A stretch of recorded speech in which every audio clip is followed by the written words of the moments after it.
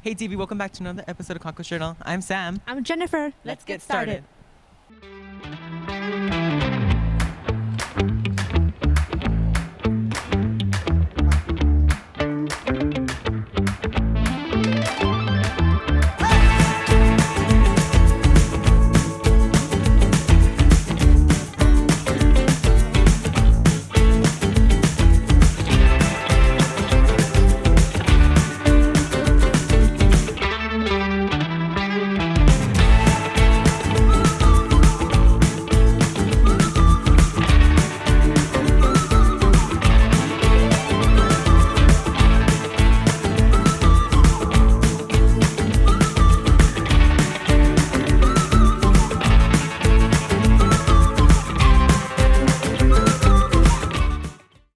Holidays travels got a little chaotic over the break.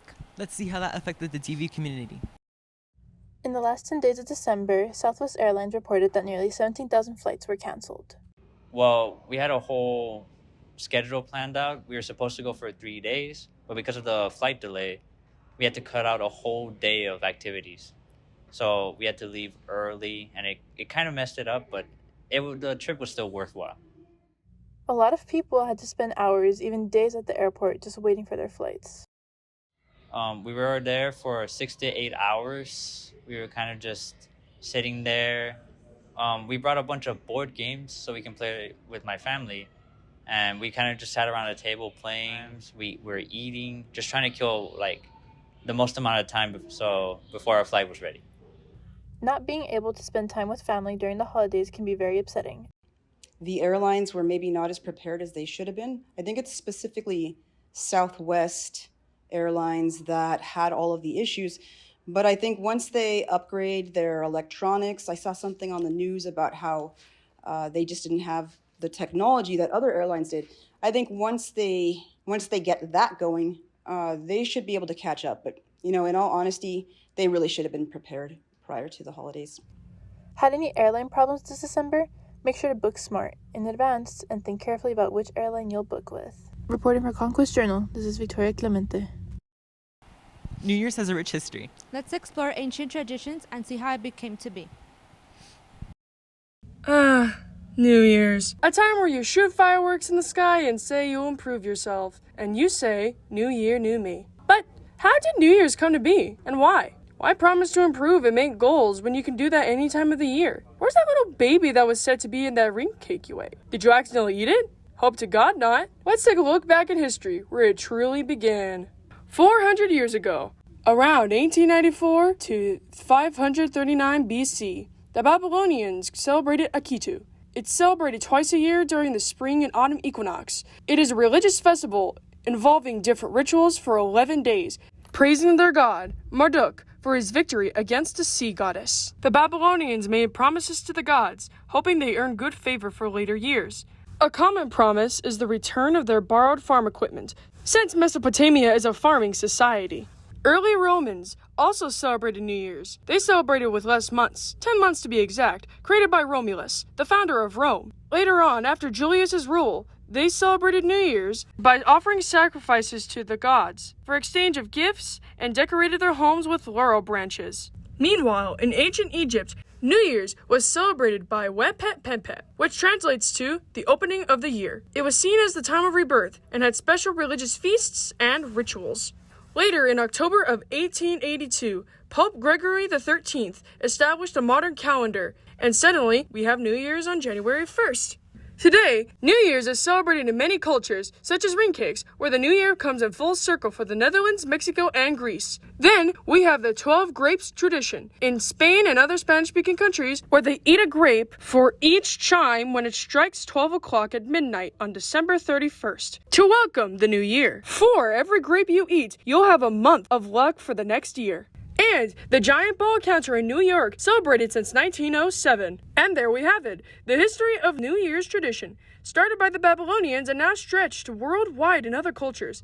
How do you celebrate the New Year's? Reporting for Conquest Journal, this is Leanne and Natal.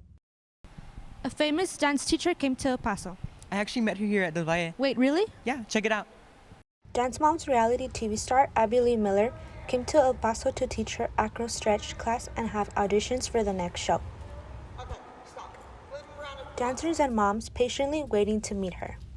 My experience with Abilene was truly like an amazing experience because I've always wanted to like meet her, and being able to meet her was like one of the best like moments of my life, I would say.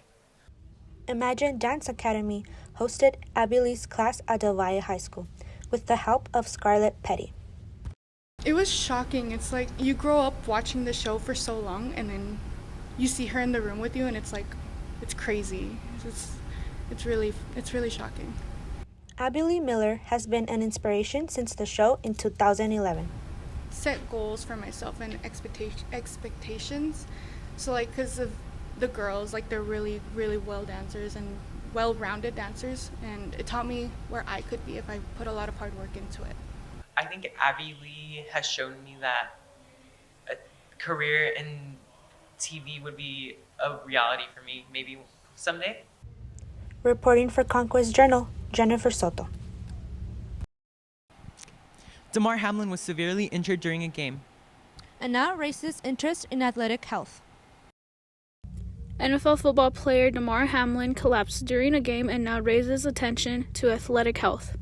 You know, it's a very sad reality of our game. You know, it's a very dangerous game, but we've changed the way it's taught and played it. You know, it's changed drastically over the last 10 years, and technology is constantly improving to make the game safer. So, you know, it's very sad that what's happened to him, and I'm glad he's okay. Having a trained team who is prepared for medical emergencies is major. That's why athletic trainers are an important key when it comes down to sports. A lot of people don't know what we do, and I think unfortunately through this incident people are now giving us a little more of a spotlight. I would like to say it's great to see that Bill's assistant athletic trainer is getting, we don't do this for recognition, but it's great to see that they're giving him the recognition. This situation happens in other sports, but this occurred on live TV. I mean, it does happen in other sports. This one just kind of blew up because it was on national TV and everyone was watching. Here at Del Valle, our trainers are taught and prepared for these situations. We've done a great job here to be able to be prepared for that situation. As scary as it is at the time, our instincts, fight or flight, they take over, and I think that's the best thing that we can have is our instincts and preparedness of being CPR certified. It's safe to say that Damar Hamlin is okay, and we hope to see him back on the field. Reporting for Conquest Journal, this is Aaliyah Valdez. There's a lot that goes on behind the scenes around here. Let's take a peek. There's a lot of hard work that goes on behind the scenes because we produce videos highlighting events and issues in the Del Valle community. Alright, pitch meeting everyone. Every 2 weeks we have a pitch meeting and we share ideas of the stories of this week. That's a really good idea. This class is a creative outlet and an art form. Group collaboration is essential in this class. My favorite thing about Conquest Journal is working with the group, collaborating, cooperating with everybody, and getting to know them because they're kind of like my family. Being in this class is a learning experience for everyone. Being able to learn more as I go and just getting to work with other people. My experience in Conquest Journal has been really just a learning experience. I've learned how to work with people. I learned how to work with the computers, the cameras, anything else, etc. And don't forget to subscribe to our YouTube channel at Del Valle Digital Media for more Del Valle content. Reporting for Conquest Journal, this is RJ Bracamontes. 2022 was a pretty eventful year. Let's rewind the clock and check out some of last year's highlights. Working together with people.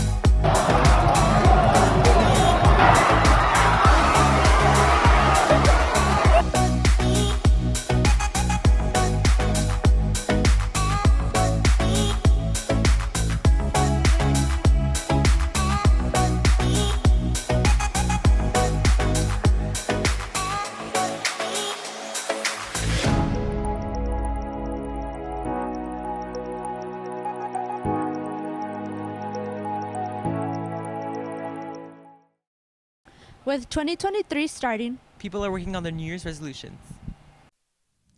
The new year has begun, and many people have started planning their goals for the new year, including students and faculty. Really, something that you are wanting to be able to do or change. I would say from last year, you may not have done it to this year. This is something you want to go ahead and do or change about yourself or about what you're doing. Resolution for DV, which is one of the things that you all as students, staff members will be a great part of it, is making sure that we're a rated campus once again. Make sure that I'm able to provide the support needed, guidance, leadership, anything in between that is needed, both for students and staff members, to make sure that we can accomplish and be an A-rated campus, with all 7 distinctions once again. I'm a barber, so I'm trying to get more clientele in this 2023. And people are not liking their haircut, and they might go to a new barber or some negative comments, but just stay positive. And definitely a big one for me is start driving. It's always going to be music related, and so if it's teaching wise or creating more music, that's going to be my focus for 2023. Although New Year resolutions can be challenging, we hope you plan accordingly and overcome these obstacles to achieve your goals. Reporting for Conquest Journal, Julian Ocon. thank you for tuning in into this week's episode of Conquest Journal. I'm Jennifer. I'm Sam. Signing off. Thank you. Thank you for tuning in. Teleprompter, please. Yeah. Episode of Conquest Journal. I'm Jennifer.